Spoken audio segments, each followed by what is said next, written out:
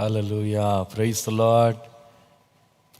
இயேசுவின் நாமத்தில் உங்கள் ஒவ்வொருவரையும் அன்போடு இந்த இரண்டாம் வாரத்தின் வேத வாசிப்புக்கு உங்களை அன்போடு வரவேற்கிறேன். Praise the Lord. I welcome you all to the second week of this Bible reading challenge by the name of Lord and Savior Jesus Christ. ஆண்டவருடைய அளவற்ற கிருபையினாலே கர்த்தர் நம்ம எல்லாரையும் சுகத்தோடும் பலத்தோடும் ஆரோக்கியத்தோடும் பாதுகாத்து ஒரு புதிய நாளையும் ஒரு புதிய வாரத்தையும் கர்த்தர் காணும்படி செய்து அவருடைய இரக்கங்களை நினைத்து கர்த்தரை ஸ்தோத்திரிக்கிறேன். I also thank God considering His grace and mercies to give us a good protected life, a healthy life, giving us good joy, peace and everything in our life.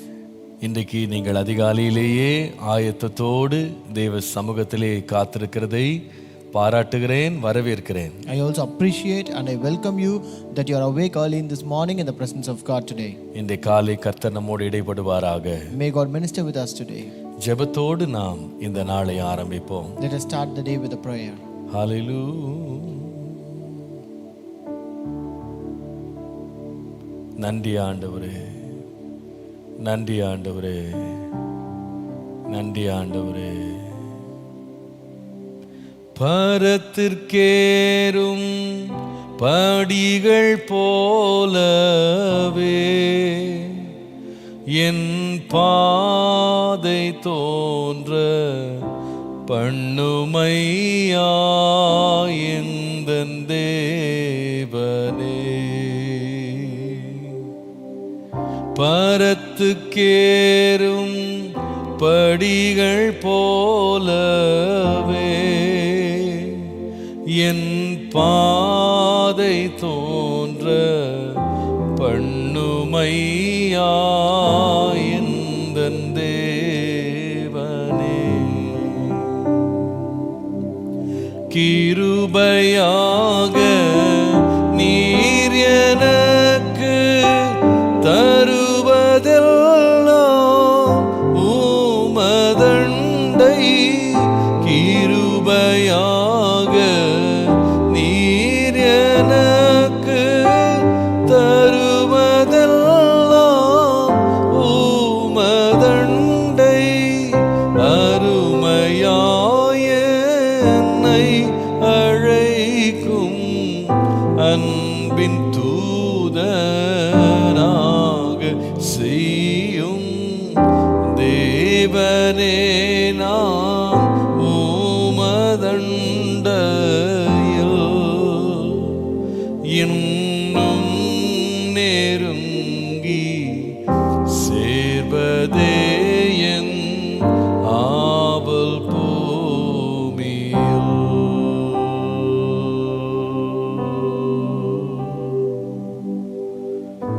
ஆமாப்பா, இந்த நாளினுடைய வாசிப்பு, எங்கள் தியானம் எல்லாம் உமக்கு அண்டையிலே எங்களை கிட்டி சேர்க்கத்தக்கதாக இந்த வேளையை ஆசீர்வதிக்கும்படி நாங்கள் ஜெபிக்கிறோம். Yes, Father, we pray that at this time that all our Bible reading, our meditation, whatever we do, may draw us near to you, Lord. உம்முடைய வேதத்தின் மகத்துவங்களை நாங்கள் புரிந்து கொள்ள எங்கள் மனக்கண்களை திறந்தருளும்படி நாங்கள் ஜெபிக்கிறோம். Lord, we also pray that you may open the eyes of our heart that we may behold the great things of your word, Lord. உம்முடைய ஞானத்தை வழங்க பண்ணும். Lord, reveal your wisdom, Lord. உம்முடைய ஆசீர்வாதத்தை எங்களுக்கு அனுப்பும். Lord, send us your blessings, Lord. இயேசுவின் நாமத்தில் பிதாவே. In Jesus' name we pray. Amen, amen. Praise the Lord. Praise the Lord. கர்த்தர் நல்லவர். கடந்த வாரம் 6 நாட்கள் நாம் தொடர்ந்து தினந்தோறும் வேதத்தை வாசிக்கிற முயற்சியை 180 நாட்களில் முடிப்பதற்கு ஆரம்பித்த இந்த ஆரம்பத்தை கர்த்தர் ஆசீர்வதித்ததுக்காய் கர்த்தரை நான் ஸ்தோத்திரிக்கிறேன். I really thank God for the initiation of our 180 days Bible reading challenge, which God has blessed us to complete 6 days of this challenge. ஆண்டவருடைய கிருபையினாலே இந்த 6 நாட்களில் நாம் ஆதியாகமம் முழுவதையும் அதே வேளையிலே யாத்திராகம புஸ்தகத்தையும் நாம் ஆரம்பிக்க 10 அதிகாரங்களை முடிக்க கர்த்தர் கிருபை கொடுத்தார். And graciously God has given us grace in the 6 days to complete the book of Genesis and also to start the first 10 chapters of Exodus. அதே வேளையில் இந்த 180 நாட்களில் நாம் நீதிமொழிகளின் புஸ்தகத்தையும் நாம் வாசிப்பதற்கு அதே வேளையிலே அதை தியானிப்பதற்கும் 180 நாட்களில் இந்த நீதிமொழிகள் புஸ்தகத்திலிருந்து தியானத்தை நாம் கொண்டு வர கர்த்தர் கிருபையாக இரக்கம் பாராட்டி இருக்கிறார். At the same time, God has shown us mercy and grace to bring the meditation from the book of Proverbs in the last 6 days. கர்த்தர் தாமே இந்த தியானங்களை ஆசீர்வதித்து கொண்டு வருகிறபடியால் கர்த்தரை நான் ஸ்தோத்திரிக்கிறேன். I thank God and praise God that God has blessed these devotions early in the morning. இன்றைக்கு காலையிலேயும் நாம் விட்ட இடத்திலிருந்து நாம் திரும்பி தொடர்ந்து நாம் தியானிக்கலாம். So today again we will start from the place where we left. நீதிமொழிகள் 1ஆம் அதிகாரத்துக்கு வாருங்கள். Come to Proverbs chapter 1. இதிலே நான் 4ஆம் 5ஆம் 6ஆம் வசனத்தை வாசிக்க விரும்புகிறேன். Here I want to read verses 4, 5 and 6. இவைகள் பேதைகளுக்கு வினாவையும் வாலிபருக்கு அறிவையும் விவேகத்தையும் கொடுக்கும். புத்திமான் இவைகளை கேட்டு அறிவில் தேறுவான். விவேகி நல் ஆலோசனைகளை அடைந்து நீதிமொழியையும் அதன் அர்த்தத்தையும் ஞானிகளின் வாக்கியங்களையும் அவர்கள் உரைத்த புதை பொருள்களையும் அறிந்து கொள்ளுவான். To give prudence to the simple, to the young man knowledge and discretion. A wise man will hear and increase learning, and a man of understanding will attain wise counsel. To understand a proverb and an enigma, the words of the wise and their riddles. கர்த்தருடைய நாமத்திற்கு மகிமை உண்டாவதாக. Glory be to the name of the Lord. ஆண்டவருடைய கிருபையினாலே நாம் கடந்த வாரத்தில் நீதிமொழிகள் எழுதப்பட்ட 5 நோக்கங்களை முதல்ல நாம பேசணும். By the grace of God, last week we spoke about the purpose, the 5 purpose behind the writing of Proverbs. அடுத்ததாக நான் சுட்டி காட்டினது நீதிமொழிகள் நமக்கு கொடுக்கும் 3 காரியங்கள் என்ன. And next I told you about the 3 things Proverbs promises us. அதிலே அறிவு, உணர்வு, ஞானம். They will learn knowledge, understanding and wisdom. அடுத்ததாக நாம் இந்த அறிவு, உணர்வு, ஞானம் இவைகளை நீதிமொழிகள் எவ்விதமாய் நம்மிடத்திலே கொண்டு வந்து சேர்க்கிறது என்பதை குறித்து நான் கடைசியாக பேசினேன். And at last I spoke about the 3 ways in which knowledge, understanding and counsel is served to us through Proverbs. So அது எப்படி வரும் என்று கேட்டா, How does it come to us? முதலாவது போதகம், First is instruction, புத்திமதி அல்லது ஆலோசனை, second is teaching, அடுத்தது உபதேசம். third is counsel. ஸோ போதகம், புத்திமதி, உபதேசம், Instruction, counsel and teaching. இதன் வாயிலாக தான் நீதிமொழிகள் நமக்கு கொண்டு வர விரும்புகிற எல்லா நோக்கங்களையும் நம்மை அடையும்படி செய்கிறது. And only through these ways the purpose of the Proverbs is accomplished and served to us. இதை கடந்து நாம 4ஆம் வசனத்திலிருந்து 6ஆம் வசனம் வாசிக்கும் போது, And when we read from verses 4 to 6, நாம் வாசித்த இந்த பகுதிகளில் ஒன்றன் பின் ஒன்றாக ஒரு சில மக்கள் கூட்டம் அல்லது வித்தியாசப்பட்ட மனிதர்களை குறித்து வரிசையாக அடிக்கடி பயன்படுத்தப்படுகிற வார்த்தைகளை நம்ம கவனித்தோம். As you read here, you can find out there are some kinds of people who are mentioned one after the other. இந்த 4ஆம் வசனத்திலிருந்து 6ஆம் வசனம் சுட்டி காட்டுறேன் பாருங்க. I will highlight from verse 4 to 6. அங்கே பேதைகள் அப்படின்னு ஒரு கூட்டம் இருக்கிறாங்க. There is a kind of people called simple. அதே 4ஆம் வசனத்துல வாலிபர் அப்படின்னு ஒரு கூட்டம். Again in verse 4 you can find young man. 5ஆம் வசனத்தை பார்க்கும்போது புத்திமான் அப்படின்னு ஒரு கூட்டம். In verse 5 you can read about a kind of people who are wise man. அதே 5ஆம் வசனத்துல விவேகி அப்படின்னு ஒரு கூட்டம். And in verse 5 again you read man of understanding. அப்போ இதை நீங்க கவனிக்கும் போது ஒன்றை நீங்க பார்க்கலாம், 4 விதமான மனிதர்கள். இன்னும் நீங்க நீதிமொழிகளை தொடர்ந்து வாசித்தீங்கன்னா பல்வேறு தரப்பான மனிதர்களை பற்றி மனிதர்களுக்காக எழுதப்பட்டதாக நீங்க படிக்கலாம். So when you read here you can find 4 kinds of people, and when you continue to read Proverbs you can also find many kinds of people who are mentioned in this Proverbs. இந்த விதமான வித்தியாசமான மனிதர் கூட்டங்களை நான் இங்கே கவனித்த போது, when I noticed such kind of people here, இந்த நீதிமொழிகளை பரிசுத்த ஆவியானவர் சாலமோனை கொண்டு எழுதும்போது அதிலே வெளிப்பட்ட தேவனுடைய இருதயத்தை நான் கண்டுபிடித்தேன். I identify the heart of God when he wrote this Proverbs through Solomon. அதாவது இது எனக்கு ரொம்ப பிரயோஜனமா இருந்தது. It was really useful to me. உங்களுக்கும் பிரயோஜனமா இருக்கும்னு நினைக்கிறேன். And I also think it will be useful to you. இங்கே நாம் இந்த 2 வசனங்கள்ல 4 விதமான மனிதர்களை நாம பார்க்கிறோம். நான் சொன்னேன் இன்னும் அதிகமான மனிதர்கள் கூட்டம் இருக்கிறத நீங்க பார்க்கும்போது I told you there are 4 kinds of people in these 2 verses, and there are many more kinds of people as you read the Proverbs. தேவனை குறித்த 3 சத்தியங்களை நீங்க அறிந்து கொள்ளலாம். You can understand 3 truths about God. முதலாவது, First, God cares for everyone. தேவன் ஒவ்வொருவருக்கும் மேல் ஒவ்வொருவர் மேலும் கரிசனை உள்ளவராய் இருக்கிறார். God cares for everyone. தேவன் ஒவ்வொருவர் மேலும் கவலை உள்ளவராய் இருக்கிறார். God cares for everyone. நீங்கள் இந்த பகுதியை படிப்பீர்களானால் When you read, ஒவ்வொரு தனிப்பட்ட நபர் மேலும் தேவன் கவனம் உள்ளவராய் இருக்கிறார். when you read the scripture portion, you can find out that God is interested in every individual. அந்த தனிப்பட்ட மனிதர்கள் எந்த விதமாக எந்த வகையாக அவர்கள் இருந்தாலும் எந்த நிலையில இருந்தாலும் தேவன் அவர்கள் மேல் கரிசனம் உள்ளவராய் இருக்கிறார். No matter the individual might be of any kind or of any state, God is interested in every kind of individual mentioned here. தேவனுடைய பராமரிப்பு கீழ் தேவனுடைய கண்காணிப்புக்கு கீழ் வராதவர்கள் என்று யாருமே கிடையாது. There is no one that is left out of God's care and concern. நீங்க ஞானியா இருக்கலாம், நீங்க பேதையா இருக்கலாம். You might be a wise man or a simple. நீங்கள் விவேகியாக இருக்கலாம், நீங்க எளிமையான ஒரு வாலிபனாக நீங்கள் இருக்கலாம். You might be a man of understanding or you might be a simple and young man. ஆனால் யாராக இருந்தாலும் தேவன் நம்மேல இரக்கமாய் இருக்கிறார். தேவன் நம்மை குறித்து கவலை உள்ளவராய் இருக்கிறார். But no matter whoever you might be, God cares for everyone and God concerns. ஆண்டவர் நம்ம எல்லாரையும் சிருஷ்டித்துட்டு நம்மளை எப்படினா வாழுங்க அப்படின்னு விட்டுறது இல்ல.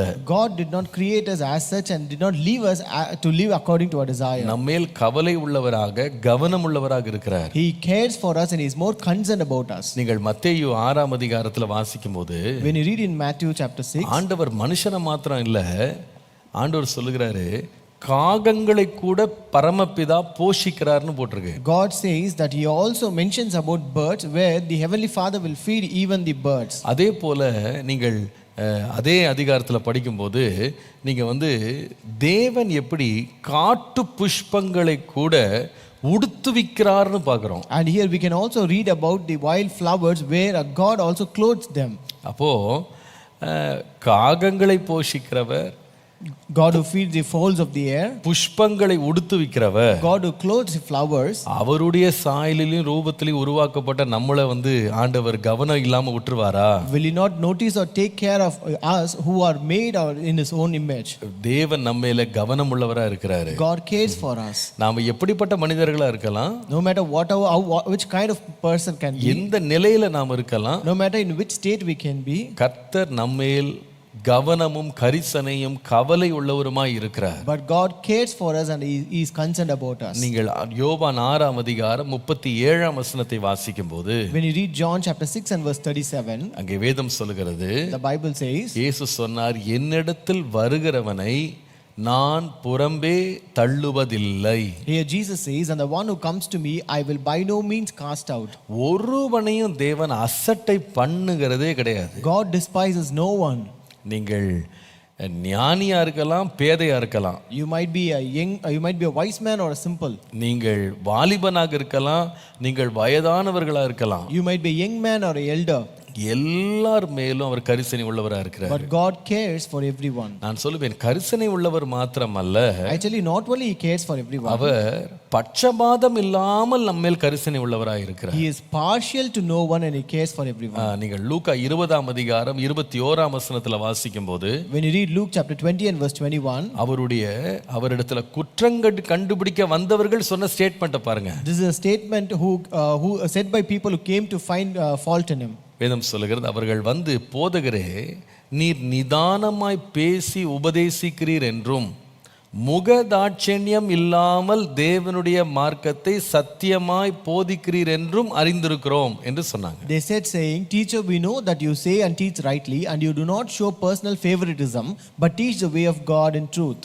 எப்படி தேவனுடைய வசனத்தை போதிக்கிறாரா? How is he teaching the word of God? இயேசு முகதாட்சண்யம் இல்லாமல் பாகுபாடு இல்லாமல் கர்த்தருடைய வசனத்தை போதித்தாருன்னு சத்துருக்கள் சாட்சி கொடுத்தாங்க. Even Jesus' enemies said a testimony that he preached the word of God without favoritism and partiality. நான் நினைக்கிறேன் நம்முடைய தேவன் பட்சபாதம் இல்லாதவர். I tell you, God is not partial to anyone. நாம் ஒவ்வொருவர் மேலும் அவர் ஒரே விதமாக அவர் கவலை உள்ளவராய் இருக்கிறார். He cares for everyone in the same way. அதைதான் கொலோசியருக்கு அப்போஸ்தலனாகிய பவுல் எழுதும்போது சொல்லுவாரு. That's why Apostle Paul writes to Colossians, he says, அடிமைகள் தங்கள் எஜமான்களுக்கு செய்யும் ஊழியத்தை பற்றி பேசும்போது when he speaks about the service that is done by the servants to the masters, கொலோசியர் 3ஆம் அதிகாரம் 23 முதல் 25 பாருங்களேன். Colossians chapter 3 verses 23 to 25, நீங்கள் கர்த்தராகிய கிறிஸ்துவை சேவிக்கிறதுனாலே சுதந்திரமாகிய பலனை கர்த்தராலே பெறுவீர்கள் என்று அறிந்து எதை செய்தாலும் அதை மனுஷர்களுக்கென்று செய்யாமல் கர்த்தருக்கென்றே மனப்பூர்வமாய் செய்யுங்கள். அநியாயம் செய்கிறவன் தான் செய்த அநியாயத்திற்கு ஏற்ற பலனை அடைவான், பட்சபாதமே இல்லை. and whatever you do, do it heartily as to the Lord and not to men, knowing that from the Lord you will receive the reward of the inheritance, for you serve the Lord Christ. But he who does wrong will be repaid for what he has done, and there is no partiality. கர்த்தரிடத்துல பட்சபாதமே இல்லை. There is no partiality with God. நீங்கள் பேதையோ வாலிபனோ ஞானியோ விவேகியோ யாரா இருந்தாலும் இந்த புஸ்தகம் எல்லாருக்காகவும் எழுதப்பட்டது. No matter you might be a simple young man, wise man or a man of understanding, but this book is written to everyone. ஏன் தெரியுமா? You know why? தேவன் பட்சபாதமே இல்லாதவர். Our God will not show partiality. தேவனுடைய தன்மையை மனிதனுக்கு முன்பாக வெளிப்படுத்தினவர் மாம்சத்திலே தோன்றின இயேசுவானவர். So the attribute of God is revealed to us in the flesh through Jesus who appeared in flesh.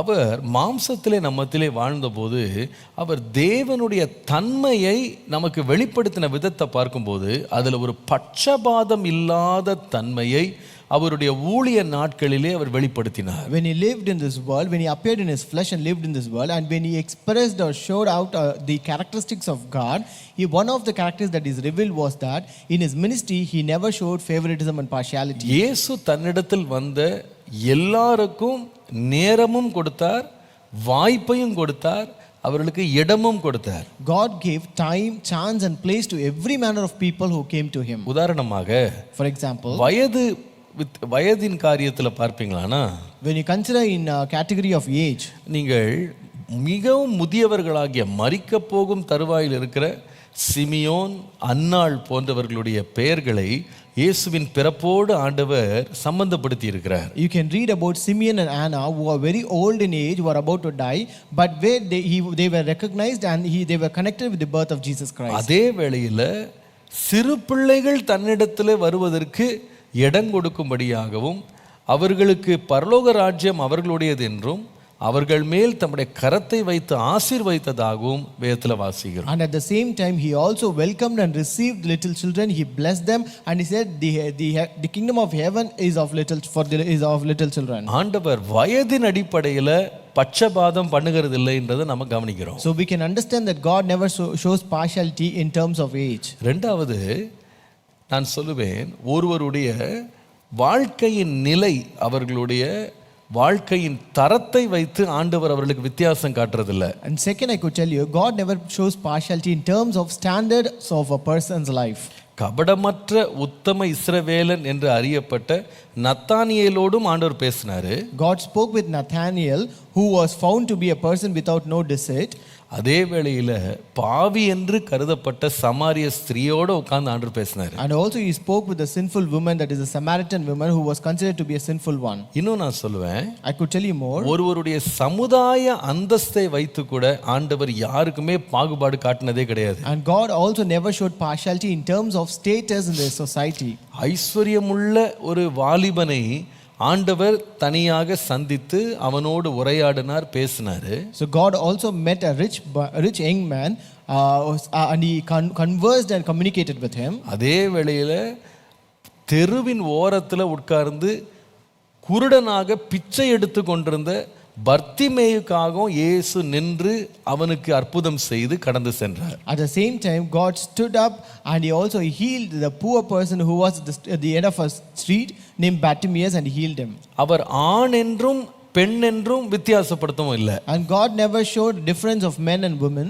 எல்லாருக்கும் நியாயம் இரக்கம் செய்தார். And he showed all grace and just to everyone. ஒரு பக்கம் பார்த்தீங்கன்னா சூம்பின கை உடைய மனிதனை எல்லாரும் எதிர்த்த போது ஓய்வு நாளில் அந்த மகனுக்காக நின்று அவனை சுகமாக்கினாரு. On one side, when the crippled called unto Jesus, when even everyone opposed him, Jesus stood and healed him on the day of Sabbath. A man with a withered hand. அவனை குறித்து வாசிக்கிறோம். ஆண்டவர் சொல்றாரு, அந்த ஓய்வு நாளில் ஒரு கழுதை வந்து ஒரு குழியில் விழுந்துட்டா தூக்கி விட மாட்டானா, நான் நன்மை தானே செஞ்சிருக்கிறேன்னு சொல்லி அந்த ஒரு மனுஷனுக்காக எத்தனையோ பேருடைய வெறுப்பை அவர் சம்பாதித்து அவனுக்கு நன்மை செய்தார். So Jesus did good to him by saying that when your donkey falls into a pit on a Sabbath day, will you not lift it up? So similarly, I also did it, and God told and spoke on his behalf. அதே போல நீங்க பார்த்தீங்கன்னா ஒரு ஆணுக்காக மாத்திரம் இல்ல, ஒரு முறை விபச்சாரத்திலே கையுமையுமாய் பிடித்து கொண்டு வரப்பட்ட ஒரே ஒரு தனி பெண், அவளுக்காக இயேசு நின்று அவர் வந்து அங்கே நியாயம் புகட்டினதை நீங்க பார்க்கலாம். And also you can read about a woman where she was caught in prostitution, red-handed, and brought to Jesus, where Jesus also stood on her side and vindicated her cause to the people. ஒருவருக்கும் பட்சபாதமே காட்டல. God never showed partiality to anybody. வியாதிப்பட்டவனா இருக்கலாம், அவன் சுகதேகியா இருக்கலாம், எல்லாரையும் அரவணைத்தார். He might be sick or healthy, but God showed care to everybody. பலவீனமா இருக்கலாம், அவன் நல்ல பலசாலியா இருக்கலாம், ரெண்டு பேரையும் ஆண்டவர் அரவணைத்தார். No matter whether he is strong or weak, but God took care of him. தன்னை நேசித்தவர்கள், தன்னை காட்டி கொடுத்தவர்கள், மறுதலித்தவர்கள் யாரா இருந்தாலும் அவர்களை பட்சபாதம் இல்லாமல் நேசித்தார். But God loved even the one who loved him and also the one who betrayed him without showing partiality. இந்த நீதிமொழிகளை நீங்க வாசிக்கும் போது ஒண்ணு நீங்க விளங்கிக் கொள்ளணும். When you read this Proverbs, you have to understand something. சில பேர் நீங்க ஞானியாக இந்த புத்தகத்தை படிச்சிட்டு இருக்கலாம். Some people might be reading this book as a wise man. ஆனா இன்னொரு கூட்டம் வந்து, பாஸ்டர் நான் சுத்தமான ஒரு பேத பாஸ்டர் அப்படின்னு சொல்லி நீங்க இந்த புத்தகத்தை வாசிக்க ஆரம்பிச்சிருக்கலாம். Some people may say, Pastor, I'm very simple.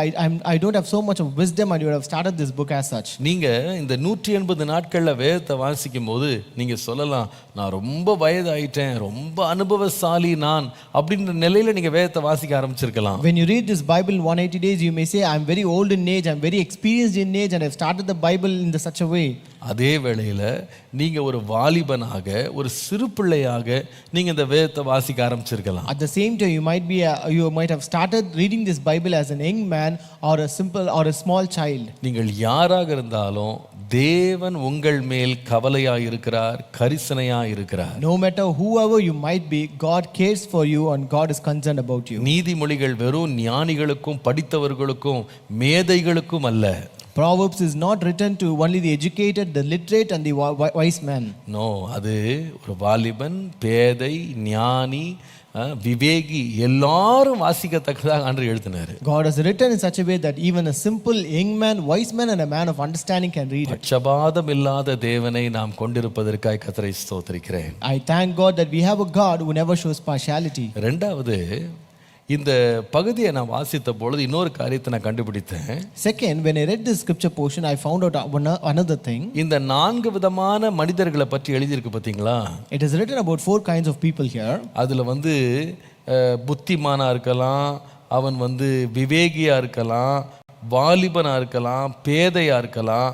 அது யாரா இருந்தாலும் ஆண்டவர் எல்லா மனிதருக்கும் அவர் ஒரே விதமான வாய்ப்பை தேவன் தருகிறார். God gives the same chance to everyone, no matter he might be simple, young man, wise man or a man of understanding. முதலாவது சொன்னேன், God cares for everyone. தேவன் எல்லார் மேலேயும் கரிசனை உள்ளவராய் இருக்கிறார். First I told you, God cares for everyone. இரண்டாவது, God gives the same chance to everyone.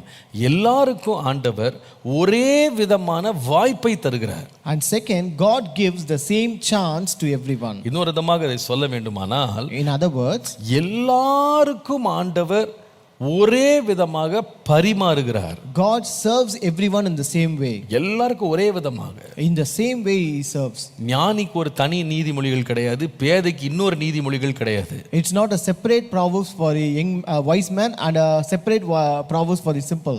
ஞானிக்கு வந்து அட்வான்ஸ்ட் கோர்ஸ் கிடையாது, பேதைக்கு வந்து வாட்டர்ட் டவுன் சிம்பிள் கோர்ஸ் கிடையாது. So it's not that a wise man is given an advanced course and the simple is given a very light course. அவன் ஞானியா இருக்கலாம், பேதையா இருக்கலாம், எல்லாருக்கும் ஒரே வசனத்தை, ஒரே சத்தியத்தை, ஒரே வெளிப்பாடை ஆண்டவர் பகிர்ந்து கொடுக்கிறார். No matter you might be a wise man or simple, but God gives the same word, same truth and same revelation to everyone. அதனால தான் மத்தேயு எழுதின சுவிசேஷம் 7ஆம் அதிகாரத்துக்கு வரும்போது, That's why when come to Matthew chapter 7, 7ஆம் அதிகாரம் 8ஆம் வசனம் பாருங்க.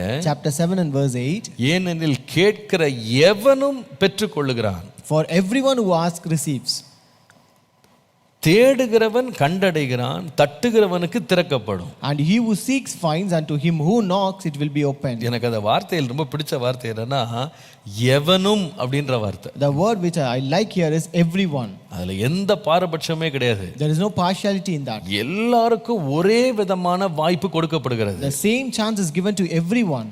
யார் தேடினாலும், யார் தட்டினாலும், யார் கேட்டாலும் ஆண்டவர் அவர்களுக்கு திறக்கிற வாய்ப்பை அவர்களுக்கு கொடுக்கிறார். கேட்கிற வாய்ப்பை தர்றாரு, தட்டுற வாய்ப்பை தர்றாரு, தேடுகிற வாய்ப்பை எல்லாருக்குமே தருகிறார். So everyone who asks they receives, everyone who seeks will find, and everyone who knocks it will be open. யோவான் எழுதின சுவிசேஷம் 7ஆம் அதிகாரம் 37ஆம் வசனம் பாருங்க. When you come to John chapter 7 and verse 37, பண்டிகையின் கடைசி நாளாகிய பிரதான நாளிலே இயேசு நின்று சத்தமிட்டு, ஒருவன் தாகமாய் இருந்தால் என்னிடத்தில் வந்து பானம் பண்ண கடவன் என்று வாசிக்கும். On the last day, that great day of the feast, Jesus stood and cried out saying, if anyone thirsts, let him come to me and drink. அதுல வந்து ஒருவன் எழுதி தமிழ்ல போடலாம், இங்கிலீஷ்ல கொஞ்சம் விளக்கம் நல்லா இருக்கு. தாகம் எடுக்கிற யாரா இருந்தாலும் என்கிட்ட வாங்க அப்படின்னு சொல்றேன். So it says, if anyone thirsts, let him come to me and drink. எல்லாருக்கும் நான் வாய்ப்பு தர்றேன். I give a chance to everyone. எல்லாருக்கும் நான் வாய்ப்பு தர்றேன். I give a chance to everyone. நான் அடிக்கடி யோசிக்கிற ஒரு பகுதி வந்து, தேவனுடைய அந்த எல்லாரையும் பாரபட்சம் இல்லாமல் எல்லாருக்குமே அந்த வாய்ப்பை கொடுக்கிறார் அப்படின்னு சொல்லும்போது, அடிக்கடி நான் யோசிக்கிற சம்பவம் வந்து மத்தேயு 13ஆம் அதிகாரத்தில் இருக்கிற இந்த விதைக்கிறவனுடைய ஓமானம் என் மனதுக்கு ரொம்ப அடிக்கடி ஞாபகம் வரும். When we say that God gives the same chance to everyone, an incident which I like very much and very often refer is the parable of the sower that is found in Matthew chapter 13. அதுல 3ஆம் வசனத்தை விதைக்கிறவன் விதைக்க புறப்பட்டான்னு பார்க்கிறோம். Here in verse 3 we find a sower went out to sow. 4ஆம் வசனத்துல verse 4, அவன் விதைக்கையில் சில விதை வழி அருகே விழுந்தது. as he sowed, some seed fell by the wayside. 5ஆம் வசனம் பாருங்க. verse 5, சில விதை அதிக மண்ணில்லாத கற்பாறை இடங்களில் விழுந்தது. some fell on stony places where they did not have much earth. 7ஆம் வசனம் பாருங்க. verse 7, சில விதை முள்ளுள்ள இடங்களில் விழுந்தது. and some fell among thorns. 8ஆம் வசனம் பாருங்க. verse 8, சில விதையோ நல்ல நிலத்தில் விழுந்தது பார்க்கிறோம். and some others fell on good ground. எனக்கு இது ரொம்ப ஆச்சரியமா இருந்துச்சு. It was really surprising me. விதைக்கிற தேவனுக்கு தெரியாதா எந்த இடத்துல பலன் வரும்னு தெரியாதா? Will not God who sows will not he know that where he can get an yield? ஆண்டவருக்கு தெரியாதா வழி அருகே விழ போகிற அந்த விதைகள் வந்து பறவைகள் எடுத்துட்டு போகுதுன்னு ஆண்டவருக்கு தெரியாதா? Will not God know that the seeds that falls by the wayside will be taken away by birds? ஆண்டவருக்கு தெரியாதா அந்த மண்ணில்லாத கற்பாறை இடங்கள்ல விழுகிற விதையானது 7ஆம் வசனத்துல 6ஆம் வசனத்துல வெயில் ஏறின போது தீந்து போய் வேர் இல்லாமல் உலர்ந்து போகும் ஆண்டவருக்கு தெரியாதா? So will not God know when the seeds fall on the stony places, the sun may come up and scorch them up and they will be withered away? ஆண்டவருக்கு தெரியாதா? 7ஆம் வசனத்துல வாசிக்கிறோம், அந்த முட்கள் உள்ள இடங்கள்ல விழுந்தது வந்து முட்கள் வளர்ந்து அந்த விதையிலிருந்து வந்த முளையை அது வந்து நெருக்கி போடும் ஆண்டவருக்கு தெரியாதா? Will not God know, as it is in verse 7, that which fell among thorns, the thorns sprang up and choked them away?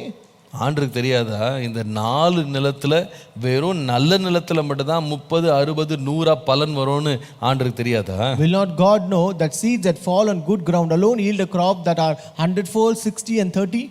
இந்த 4 விதமான நிலங்கள் 4 விதமான மனிதர்களை பற்றி பேசுது. 4 kinds of earth or soil speaks about 4 kind of people. அவருக்கு தெரியும் இந்த 4ல 3 வந்து ஃபெயிலியர் தான். He know very well that among 4, 3 are failure. 3 நிலங்கள் வந்து கனி கொடுக்க போறது இல்ல. All the other 3 grounds not going to yield them. ஒன்று முளைக்கவே முளைக்காது. One will not grow up at all. அது விழுந்த உடனே எடுத்துட்டு போயிடும். So it will not sprout immediately, it will be taken away. ரெண்டாவது வந்து முளைக்கும், ஆனா அதுவும் பட்டு போயிடும். மூன்றாவதும் முளைக்கும், வளரும், ஆனா அது நெருக்கி போடப்படும். The second one will sprout, but it will wither away. The third one will sprout, but it will be choked away. ஆனால் அறிந்த பிறகும் ஆண்டவருடைய அன்பு என்னன்னு சொன்னா, நீ வளருகிறாயோ வளரவில்லையோ, ஏற்றுக்கொள்ளுகிறாயோ ஏற்றுக்கொள்ளவில்லையோ, எல்லாருக்கும் பாரபட்சம் இல்லாம ஒரே வாய்ப்பை நான் தருகிறேன். So even after knowing that, whether you accept it or not, whether you grow or not, but I give the same chance to everyone without partiality. நியாய தீர்ப்பு நாள்ல ஒருவனும் வந்து கர்த்தர்ட்ட வந்து, ஆண்டவரே எனக்கு நீங்க கொடுக்கல, அவனுக்கு மட்டும் தான் கொடுத்தீங்கன்னு யாருமே தேவனை குற்றம் சாட்டவே முடியாது. So no one can come and accuse God on the day of judgment saying that, Lord, you gave only to him and you did not give me. நீங்கள் அதே போல மத்தேயு 25ஆம் அதிகாரத்துக்கு வருவீர்களானால், Again when you come to Matthew 25, 14 முதல் 15ல பரலோக ராஜ்யத்தை புறதேசத்துக்கு பிரயாணமாய் போகும் வழியிலே தன்னுடைய ஊழியக்காரரை அழைத்து தன் ஆஸ்திகளை ஒப்பு கொடுத்த அந்த சம்பவத்தை நாம் படிக்கிறோம். So in verses 14 and 15 we read, for the kingdom of heaven is like a man traveling to a far country who called his own servants and delivered his goods to them. எனக்கு ரொம்ப பிடித்த காரியம் வந்து 15ஆம் வசனத்தை வாசிக்கும்போது, When we read verse 15, I liked here, அவனுடைய திறமைக்கு தக்கதாக ஒருவனிடத்தில் 5, இன்னொருவனிடத்தில் 2, இன்னொருவனிடத்தில் 1 தாலந்தும் கொடுத்தான் என்று சொல்லி பார்க்கிறோம். we read, unto one he gave 5 talents, to another 2, and to another 1, to each according to his own ability. அதாவது ஒருவனுக்கு வந்து 1 தாலந்த பெற தகுதி இருந்தா கூட அவனையும் அசட்டை பண்ணல, அவனுக்கும் வாய்ப்பு கொடுத்தார். When a person had the eligibility or he was worthy ability to get only 1 talent, God did not despise him but gave 1 talent to him. ஆண்டவர் வந்து 5 கையாளுகிறவன்ட்ட மட்டும் ஆண்டவர் தாளந்தை கொடுத்துட்டு போல. It's not that God gave talents only to the person who can manage 5 talents. உங்களுக்கு தெரியும், அந்த கடைசியாக அந்த 1 தாலந்த புதைத்தவன்ட்ட அந்த திரும்ப பெறும்போது அந்த 1 தாலந்து எடுத்து 5 தாலந்து உள்ளவன்ட்ட அவர் கொடுத்தாருன்னு நம்ம வாசிக்கிறோம். We also read that at the end when he asked for the talents, he also took away 1 talent from the one person and he gave that 1 talent to the person who had 5 talents. அப்போ ஆண்டவருக்கு தெரியும் இவன் இந்த ஒன்றை கூட புதைக்க தான் போறான்னு தெரியும். God knew very well that he is not going to use it up, he just going to dig it and hide it under the earth. ஆனா உண்மை உள்ளவனுக்கும் உண்மை இல்லாதவனுக்கும், but even to the faithful or unfaithful, திராணி உள்ளவனுக்கும் திராணி இல்லாதவனுக்கும், and to the people to the person who is able or unable, பலவானுக்கும் பலவீனனுக்கும், even to the strong or the weak, யாரா இருந்தாலும் எல்லாருக்குமே ஆண்டவர் வாய்ப்பை கொடுத்தார். no matter whoever it might be, God gave the same chance to everyone. எல்லாருக்கும் தாராளமாக கொடுக்கிறார். He gave liberally to everyone. அவனவனுடைய திராணிக்கு தக்கதாக பட்சபாதம் இல்லாமல் கொடுக்கிறவர் நம்முடைய தேவன். Our God is a God who gives to everyone the same chance without any partiality. கர்த்தருடைய நாமத்துக்கு மகிமை உண்டாவதாக. Glory be to the name of the Lord. அதனால தான் யாக்கோபு 1:5 வாசிக்கிறோம். That's why we read in James 1:5, உங்களில் ஒருவன் ஞானத்தில் குறைவுள்ளவனாய் இருந்தால் யாவருக்கும் சம்பூர்ணமாய் கொடுக்கிறவரும் ஒருவனையும் கடிந்து கொள்ளாதவருமாகிய தேவனிடத்தில் கேட்க கடவன், அப்பொழுது அவனுக்கு கொடுக்கப்படும். If any of you lacks wisdom, let him ask of God who gives to all liberally and without reproach, and it will be given to him. எல்லாருக்கும் கொடுக்கிறாரு. He gives everyone. எல்லாருக்கும் எப்படி கொடுக்கிறாருன்னா தாராளமா கொடுக்கிறாரு. And he gives liberally to everyone. நம்முடைய நிலை அவருக்கு தெரியும், நம்முடைய முடிவு அவருக்கு தெரியும். He knows our state, he knows our end. நாம் அதை பயன்படுத்த போகிறோமா, நாம் அதை வீணடிக்க போகிறோமா தெரியும். He knows very well whether we're going to use it or waste it. ஆனா அவர் ரொம்ப நல்ல தேவன். எல்லாருமே வாய்ப்பை பெறுவதற்கு, எல்லாருக்குமே ஒரு சந்தர்ப்பம் கிடைப்பதற்கு தேவன் ஓபன் பண்றாரு. So God is opening up ways that everyone may get a chance and an opportunity. அதனால தான் இந்த நீதிமொழிகளை நான் வாசித்த உடனே எனக்கு ரொம்ப சந்தோஷமாயிடுச்சு. That's why when I read this proverb I was really happy. ஆண்டவருக்கு தெரியும் இத வாசிக்க போறவங்க வந்து சில பேர் பேதன்னு ஆண்டவருக்கு தெரியும். God knows very well that some people who are going to read this are simple. சிலர் வந்து வாலிபர்கள்னு ஆண்டவருக்கு தெரியும். You know very well that some people would be young men. ஆனா இன்னொரு பக்கம் பாத்தீங்கன்னா விவேகிங்க உட்கார்ந்திருக்காங்க, ஞானிகள் உட்கார்ந்திருக்காங்க, புத்திமான்கள்லாம் உட்கார்ந்திருக்காங்க. On the other side we have wise men of understanding. ஆனா ஆண்டவர் அதுக்காக ஞானிகளுக்கு மாத்திரம் இதை படிங்க, பைபிள் உள்ள மற்ற பகுதியெல்லாம் பேதைங்க படிங்கன்னு ஆண்டவர் சொல்லல. Therefore God did not say that only wise men and men of understanding can read this portion, the rest of the portion the other people can read. நீ யாராக இருந்தாலும்பா, நீயும் வளர்றதுக்கு, நீயும் பெருகிறதுக்கு, நீயும் அறிகிறதற்கு நான் எல்லாருக்குமே சமமாக நான் வாய்ப்பையும் சந்தர்ப்பத்தையும் நான் கொடுக்கிறேன். No matter whoever you might be, but I give the same chance to everyone that you may grow up, that you may learn it. முதலாவது படிச்சோம். First we read, தேவன் எல்லார் மேலும் கவலை உள்ளவராய் இருக்கிறார். God cares for everyone. ரெண்டாவது கவனிச்சோம், Second, தேவன் எல்லாருக்கும் வாய்ப்பை பட்சபாதம் இல்லாமல் கொடுக்கிறார். God gives the same chance to everyone. மூன்றாவது கடைசியாக நான் இதை வாசித்த போது எனக்கு ஆண்டவர் காண்பித்த ஒரு சத்தியம், The third truth when I read this, God showed me. நீங்கள் மறுபடியுமாக நீதிமொழிகள் 1 அதிகாரம் 4 முதல் 5 வசனங்களை வாசித்தால், When we read again Proverbs chapter 1 verses 4 and 5, இவைகள் அல்லது நீதிமொழிகள் பேதைகளுக்கு வினாவையும் வாலிபருக்கு அறிவையும் விவேகத்தையும் கொடுக்கும். புத்திமான் இவைகளை கேட்டு அறிவில் தேறுவான். விவேகி நல் ஆலோசனைகளை அடைந்து நீதிமொழியையும் அதன் அர்த்தத்தையும் ஞானிகளின் வாக்கியங்களையும் அவைகள் உரைத்த புதைப்பொருள்களையும் அறிந்து கொள்ளுவான். To give prudence to the simple, to the young man knowledge and discretion. A wise man will hear and increase learning, and a man of understanding will attain wise counsel. To understand a proverbs and an enigma, the words of the wise and their riddles. எனக்கு இதில் ரொம்ப பிடித்த சில வார்த்தைகள், எனக்கு கவர்ந்த வார்த்தைகள் என்னன்னா, What are the few words that really attracted me here? 5ஆம் வசனத்தில் அறிவில் தேறுவான். In verse 5 it says increase learning. முடியும் போது பார்த்தீங்கன்னா நல் ஆலோசனைகளை பெறுவான். And at the end you can find he will attain wise counsel. அதே போல நீதிமொழிகள், அர்த்தங்கள், வாக்கியங்கள், புதை பொருள்களை அறிந்து கொள்ளுவான். And then 6ஆம் வசனத்தில் in verse 6 it says he will understand proverb, enigma, the words of the wise and their riddles. அது அர்த்தம் என்ன தெரியுமா? What does it mean? அவங்க இன்னும் அறியல, It means they have not learnt it அவங்க yet. இன்னும் தேறல, They have not grown up yet. அவங்க இன்னும் நல்ல ஆலோசனைகளை அடையல. They have not attained wise counsel yet. ஆனால் ஆண்டவர் எப்படிப்பட்டவர்னு சொன்னா, But how is our God? எல்லா மனிதனும் வளரணும், எல்லா மனிதனும் வாழணும், எல்லா மனிதனும் உயரணும், எல்லா மனிதனுக்குள்ளேயும் ஒரு நன்மை உண்டாகணும்னு விரும்புகிற ஒரு தேவன் நம்முடைய தேவன். Our God is a God who desires that everyone should grow, everyone should increase, everyone should have a change, everyone should grow up and learn. அதனால தான் மூன்றாவது நான் சொல்லுவேன், God wants everyone to change, everyone to climb into higher ground. ஆண்டவர் ஒவ்வொரு மனிதனும் மாறணும்னு விரும்புகிறாரு. ஒவ்வொரு மனிதனும் தான் இருக்கிற நிலையிலிருந்து அவன் உயர வேண்டும் என்று விரும்புகிறார். God wants everyone to change and he wants everyone to climb to higher ground. நாம எந்த நிலையில் ஆரம்பிக்கலாம்? We may start at any state. நம்முடைய ஆரம்பம் அற்பமாக கூட இருக்கலாம். Our beginning might be a very simple and small ஆண்டவர் beginning. அப்படியே நம்ம கடைசி வரைக்கும் முடியணும்னு விரும்பல. But God doesn't desire that we should end as such. நாம வளரணும்னு விரும்புகிறார். He wants us to grow. நான் நினைக்கிறேன் எந்த ஒரு தகப்பனும் தாயும் தான் பிள்ளையை குறித்து அப்படிதான் நினைப்பாங்க. I tell you, even any father or mother will also have the same intention about their children. என் பிள்ளை சரீரத்துல வளரணும், My child should grow up in his N physique. பிள்ளை ஞானத்துல வளரணும், My child should grow up in his என் பிள்ளை கிருபையில வரங்கள்ல வளரணும், My child should grow up in grace and gifts. நம்முடைய பிள்ளை சமுதாயத்துல நற்பெயரோடு வளரணும். Our children should grow up with good reputation in the society. பிள்ளைங்க வளரணும்ன்றது தேவனுடைய வாஞ்சை. So growing up, children or climbing up is a desire of God. பொல்லாதவர்களாகிய நாமே இவ்வளவு நல்ல எண்ணங்களை வைத்து நம்ம பிள்ளைகள் வளருவதற்கான வாய்ப்புகளை கொடுப்போமானா, நம்மை விட அதிகமாய் நேசிக்கிற பரமபிதா எவ்வளவு அதிகமாக நாம் வளரணும் மாறணும் அப்படின்னு சொல்லி கர்த்தர் வாஞ்சை உள்ளவராய் இருப்பார். When even evil parents like us have such kind of desire about our children and open ways and give chances for them to grow up, how much more will our heavenly Father who loves us more will give our chances. அறிவில் தேறுவான், He will grow up in understanding. நல்ல ஆலோசனைகளை அடைவான், He will attain wise counsel.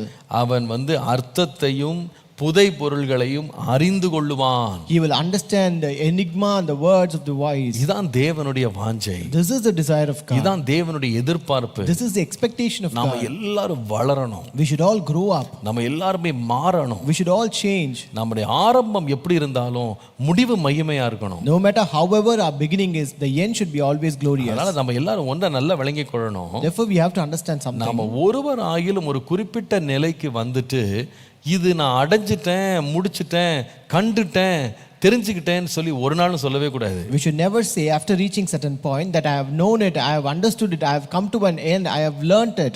ஏன்? Why? 5ஆம் வசனம் பாருங்க. Verse 5 says, புத்திமான் இவைகளை கேட்டு அறிவில் தேறுவான். A wise man will hear and increase learning. அப்ப புத்திமான் கூட என்ன செய்யணும்? தேறணும். So it means that a wise man should also increase learning. அடுத்தது வாசித்தீங்கன்னா, விவேகியா இருக்கிறவன், ஞானியா இருக்கிறவன் நல்ல ஆலோசனைகளை அடையணும்.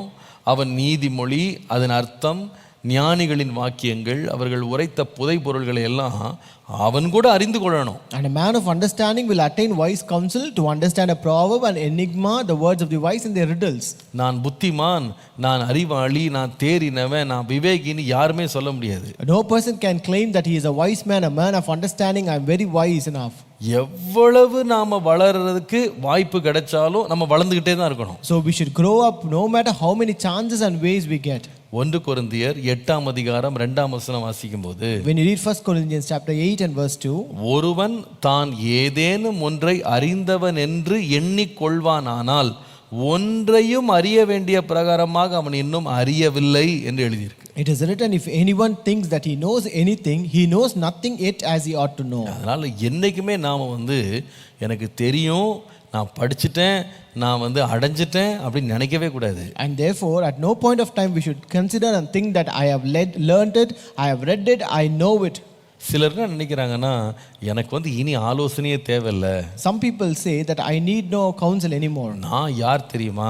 No, you know who am I? நான் எவ்வளவு ஞானி, புத்திமான், விவேகி தெரியுமா? You know how wise and a man of understanding am I? நான் மற்றவர்களுக்கு தான் கொடுக்க வேண்டிய தகுதி வந்துட்டேனே தவிர எனக்கு ஒன்றும் தேவையில்லைன்னு யாரும் நினைக்க கூடாது. And no one should say that I don't need any kind of counsel and I have come to a state of giving counsel to other people. உண்மையா நான் சொல்றேன், உண்மையான ஒரு அசல் ஞானி யார் அப்படின்னா, அவன் தன் ஞானத்தில் தொடர்ந்து பெருகி கொண்டே இருக்கிறவன். I tell you, who is a true wise man? The one who keeps on increasing in wisdom. அவன் திருப்தி அடைகிறதே கிடையாது. He is never satisfied. திருப்தி அடைகிறதே. He is never satisfied. ஒரு முறை ஆல்பர்ட் ஐன்ஸ்டைன் என்று சொல்லப்படுகிற ஒரு மிகப்பெரிய ஒரு ஞானி, விஞ்ஞானி ஒரு விருந்துக்கு அழைக்கப்பட்டிருந்தார். Once a great scientist named Albert Einstein was invited for a feast. அப்போ அழைக்கப்பட்டிருந்த அந்த வீட்டில் உள்ள ஒரு சிறிய பெண்மணி, ஒரு இளம் பெண்மணி, இவரை இவர் வயதானவராக அந்த மேஜையில் அவர் அமர்ந்து சாப்பிட்டு கொண்டிருக்கும் போது வேகமாக உள்ளே வந்தாள். So as she was as a old man, he was eating on his dining table and a young girl came there. அவள் முதல் முறை இவரை பார்க்கிறாள். She was seeing him for the first time. இவர் யாருன்னு அவளுக்கு தெரியல. She don't know who he was. நேரா கொஞ்சம் வாய் அவளுக்கு அதிகம், வாய் ஜாஸ்தி. உடனே கேட்டா, நீங்க யாரு அப்படின்னு கேட்டா. She came and asked, who are you? அவர் சொன்னாரு, நான் Albert Einstein. And he said, I am Albert Einstein. ஓ, நீங்க என்ன பண்றீங்க? என்ன வேலை செய்றீங்க? What is your profession? What are you doing? பக்கத்துல இருக்கவங்க சொன்னாங்க, அமைதியார் அமைதியார். All others said, please be quiet. ஆனா ஐன்ஸ்டைன் கொஞ்சம் கூட சலனம் இல்லை. அவர் ரொம்ப சர்வசாதாரணமாக சொன்னாராம், I have devoted my life to the study of physics.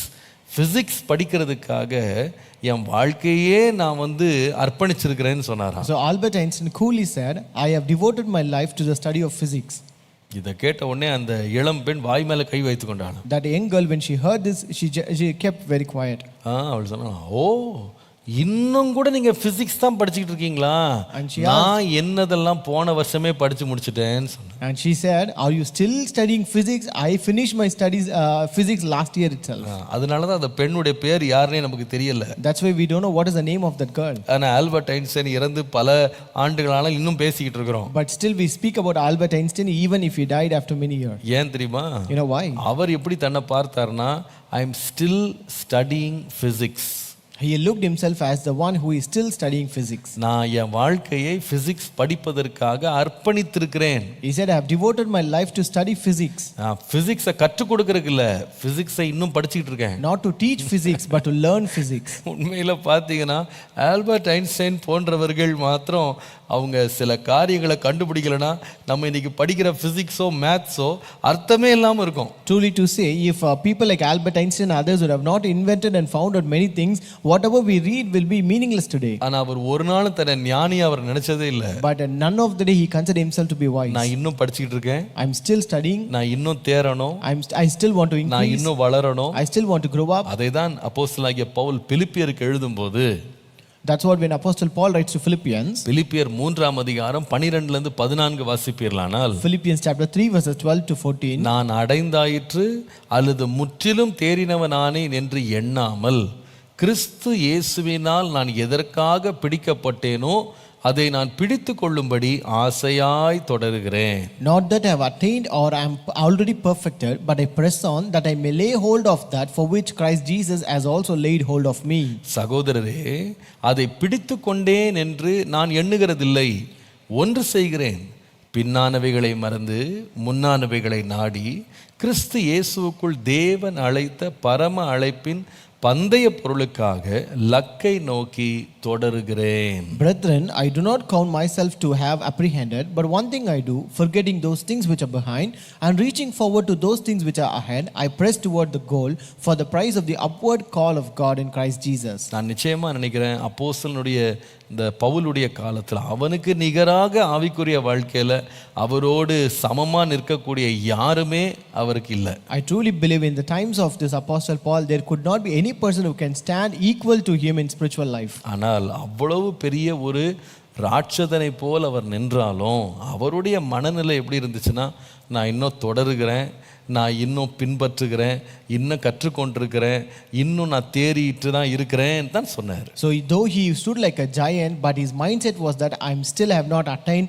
I'm still not perfect, I still learn, I still grow up, I still follow and pursue. இன்றைக்கி நிறைய பேர் கொஞ்சம் படிச்சுட்டே அவங்களால தங்களை கட்டுப்படுத்த முடியல. Today many people even after studying a little bit, they are not able to control themselves. சில பேர் பாருங்க, ஒரு வசனத்தை பிடிச்சிக்கிட்டு ஒரு வசனத்தை தெரிஞ்சு வச்சுக்கிட்டு அவங்க நான் எல்லா உபதேசத்தையும் நான் கற்றுட்டேன்னு சொல்லி பெருமையா சொல்றாங்க. Many people having known just one or few words and they hold on to that word and say, I have learnt everything, I know everything. மற்றவர்களை எல்லாம் அறிவற்றவர்கள்னு சொல்றாங்க. They also say other people are not wise. மற்றவர்களுக்கு ஒண்ணுமே தெரியாதுன்னு சொல்றாங்க. They say other people doesn't know anything. ஆனா உண்மையான ஞானி யாருன்னா, அவன் வளர்ந்து கொண்டே இருக்கிறான், அவன் மாறிக்கொண்டே இருக்கிறான், அவன் முன்னேறி கொண்டே இருக்கிறான், பெருகி கொண்டே இருக்கிறான். But a true wise man will keep on changing, will keep on growing, will keep on climbing, will keep on transforming. இந்த நீதிமொழிகள் புஸ்தகத்தை வாசிக்கும் போது நம்ம மனநிலை எப்படி இருக்கணும்னா, நான் பேதையோ ஞானியோ வாலிபனோ முதியவனோ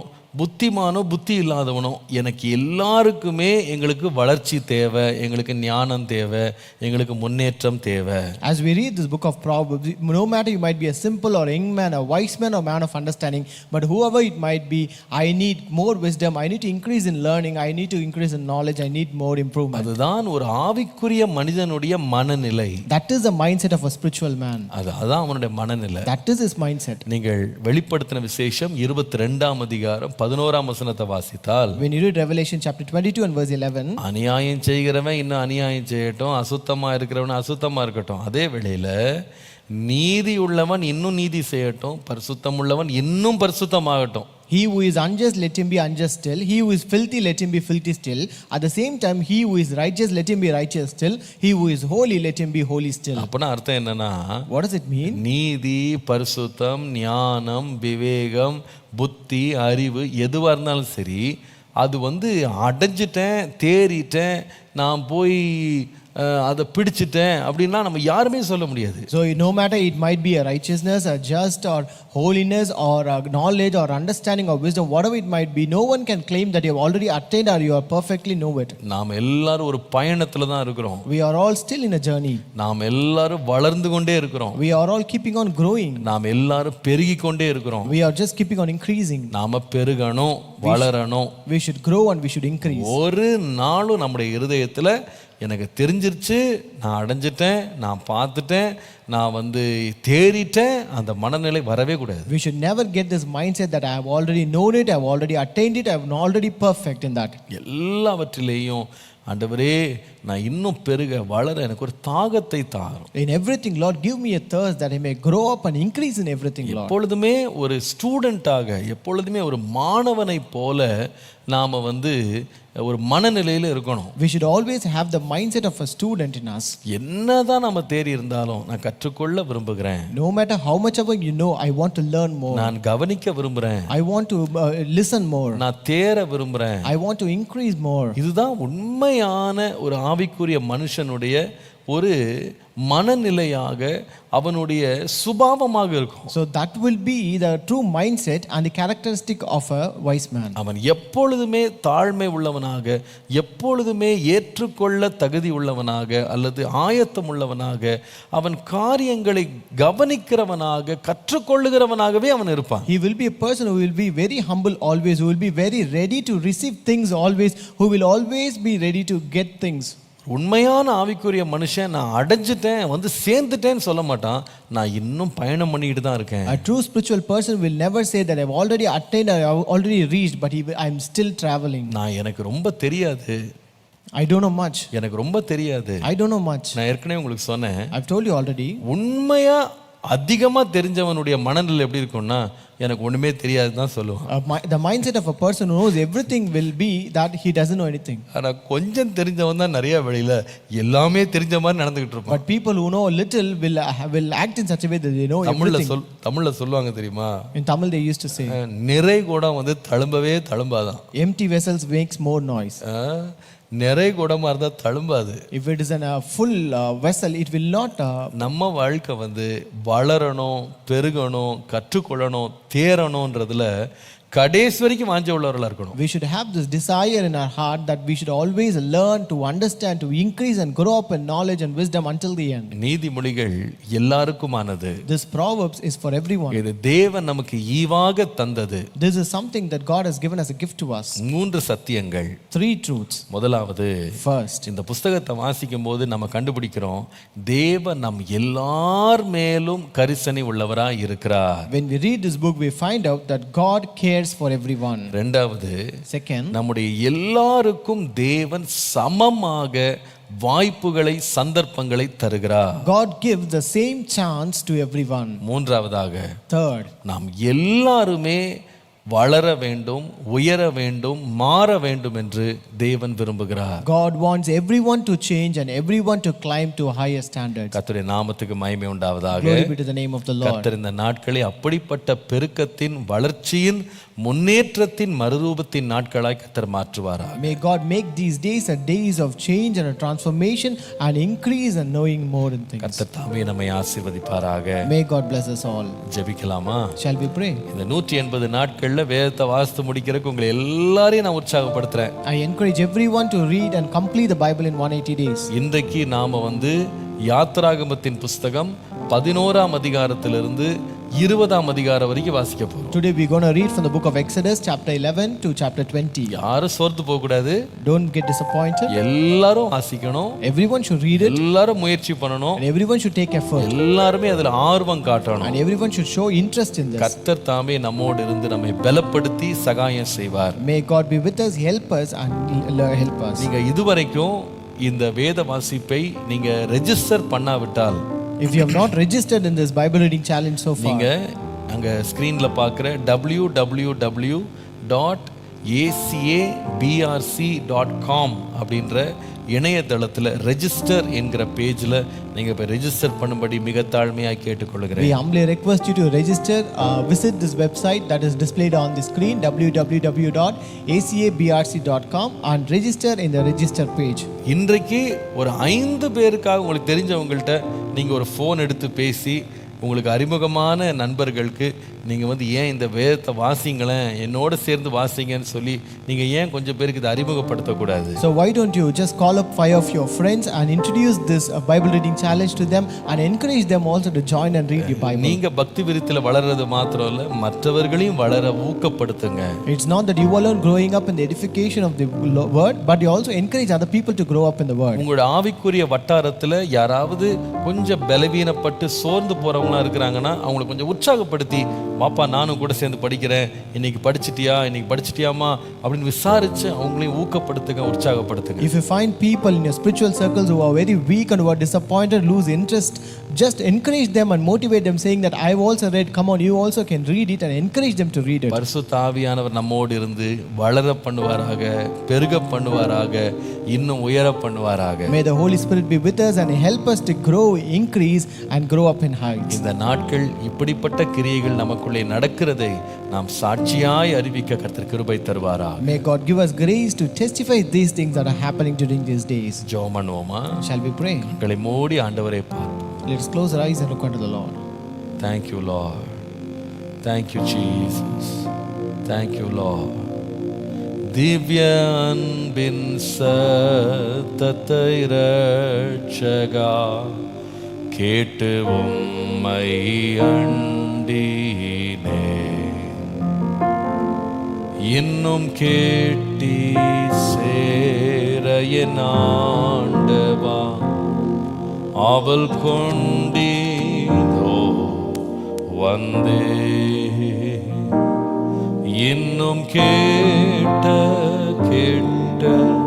சேர்த்து கொள்ளுமே பாடுபட்ட நாயகா, இன்னும் கேட்ட சேர்த்து கொள்ளுமே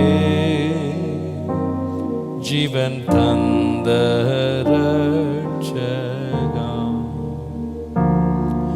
என்னை முற்றுமே இந்த நேரத்தில் சொந்தமாக்கிக் கொள்ளுமே, உம்மை வாஞ்சையோடு என் உள்ளத்தில் நாடி தேட செய்யுமே, இன்னும் கேட்ட சேர்த்து கொள்ளுமே பாடுபட்ட நாயகா, இன்னும் கேட்ட சேர்த்து கொள்ளுமே ஜீவன் தந்த ரட்சகா, ஜீவன் தந்த ரட்சகா. ஆண்டவரே, Lord, இன்னும் கிட்ட வரணும். Lord, it is drawn near to you, Lord. இன்னும் கேட்கணும். Lord, we should hear more. இன்னும் அறியணும். We should know more. இன்னும் வளரணும். We should grow more, Lord. அதுவே உம்முடைய வாஞ்சை. That is your desire, Lord. அதனால எங்கள் மேல் ரொம்ப கரிசனையாய் இருக்கிறீர். And therefore you care for us, Lord. ஆண்டவரே, Lord, நாங்க பேதைகள் என்று நீர் அறியலாம். Lord, you know that we are very simple. எங்களுக்கு ஒன்றுமில்லை என்று உங்களுக்கு தெரியும். You know that we don't know anything. ஆனா நீர் எங்கள் மேல் எவ்வளவு கரிசனையாய் இருக்கிறீர். But Lord, you are so concerned about us. ஆண்டவரே, நாங்கள் எந்த நிலையில இருந்தாலும் பாகுபாடே காட்டாம நீர் எங்கள் எல்லாருக்கும் ஒரே விதமான வாய்ப்புகளை தருகிறீர். Lord, no matter in whatever state we are, but you never show partiality and you give the same chance to everyone, Lord. ஆண்டவரே, நாங்கள் பெற்றுக்கொண்டதில் நிலைத்திருக்க வளர கிருபை தாரும். Lord, give us grace to receive and grow up, Lord. ஆண்டவரே, இன்றைக்கு நாங்கள் கேட்டது போல ஆண்டவரே, நாங்கள் ஒவ்வொரு நாளும் ஆண்டவரே மாற வளர உயர தேர எங்களுக்கு கிருபை தாரும். Lord, as we heard today, Lord, give us grace to climb, to change, and Lord, to increase in learning, Lord. உம்முடைய ஆசீர்வாதம் எங்களோடு இருக்கட்டும். Let your blessing be with us, Lord. பூரண கிருபை எங்களை தாங்கட்டும். Let your perfect grace be with us, Lord. இயேசுவின் நாமத்தில் பிதாவே. In Jesus' name we pray. Amen. Amen. Praise the Lord. God bless you. கர்த்தர் இந்த வாரத்தை ஆசீர்வாதமான வாரமாக, இந்த நாளை ஒரு ஆசீர்வாதமான நாளாய் கர்த்தர் மாற்றி தருவாராக. அவருக்கே மகிமை உண்டாகட்டும். ஆமென்.